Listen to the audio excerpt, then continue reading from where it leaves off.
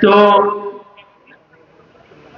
ইনশাআল্লাহ আপনাদের অপেক্ষার আর ব্যত্যয় ঘটাবো না, খুব অচিরেই জুবের আহমদ তাশরিফ আসন গ্রহণ করবেন। এর পূর্বে আউলিয়াবাদ বাজার তাহফিজ ইন্টারন্যাশনাল মাদ্রাসায়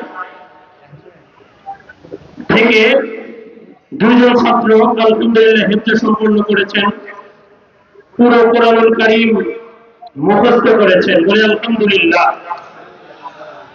আলহামদুলিল্লাহ যদি বলতে না পারি এটা তো কপাল পোড়ার লক্ষণ, তাই নয় কি?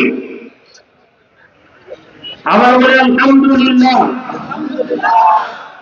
তো সেই সম্মানিত দুইজন ছাত্রকে পাগড়ি প্রদান করবেন আজকের মাহফিলের প্রধান মেহমান, বিশ্বজয়ী হাফেজ ও শিশুকারীদের গর্বিত উস্তাদ মুফতি আব্দুল কাইয়ুম মোল্লা সাহেব। মুফতি আব্দুল কাইয়ুম মোল্লা সাহেব, আমি হযরতকে